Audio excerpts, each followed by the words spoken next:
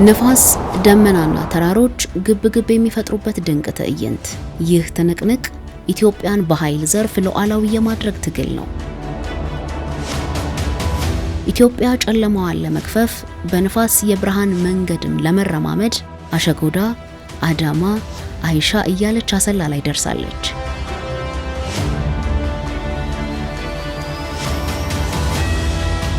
ይህ አሰላ ነው የኢትዮጵያ ቀጣይ የብርሃን ተስፋ መሰረት የተጣለበት ስፍራ።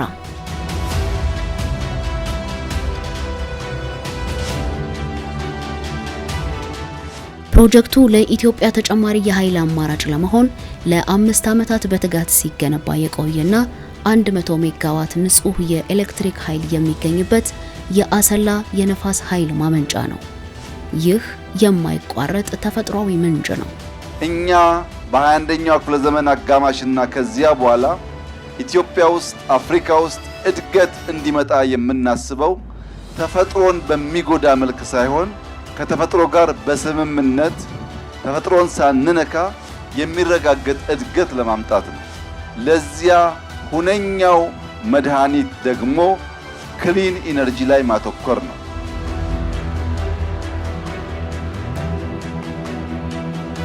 የነፋስ ኃይል ማመንጫው የኢትዮጵያና የዴንማርክ መንግስታት አጋርነታቸውን ያሳዩበት ፕሮጀክት ነው።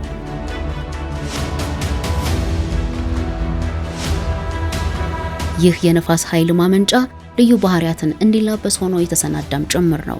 የተርባይኖቹ ማማ ቁመት ከዚህ ቀደምቶቹ የላቀ ነው።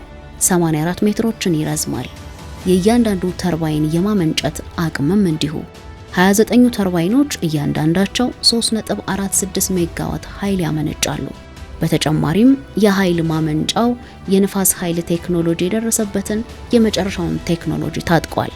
የኃይል ማመንጫው በኢትዮጵያ ተቋራጭ የተገነባና በኢትዮጵያ ኤሌክትሪክ ኃይል ተቆጣጣሪነት የተሰራ ነው።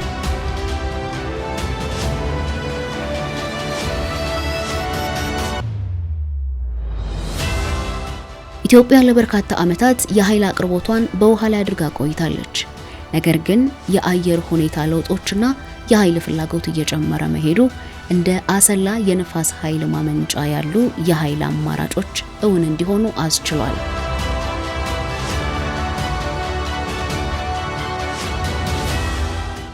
የአሰላ የነፋስ ኃይል የኢነርጂ ዘርፍ አዲስ ሞተርና ሚዛን።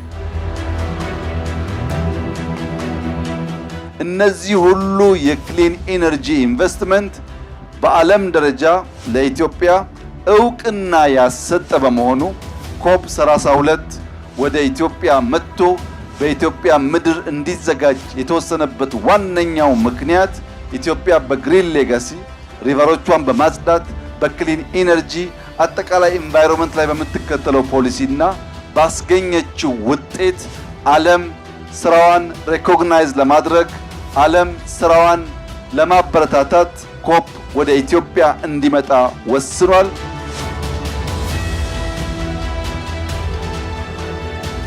የኤሌክትሪክ ኃይል እድል ነው፣ ልማት ነው፣ የኢኮኖሚ እድገት መሰረት ነው። ከተፈጥሮ የተስማማ የወደፊቱን የተለመ ከራስ አልፎ ለሌሎች የሚተርፍ የኃይል ዘርፍ ልማት በኢትዮጵያ እውን መሆኑን አሁንም ቀጥሏል። የተሻለ ኃይል አቅርቦት ለበለጸገች ኢትዮጵያ።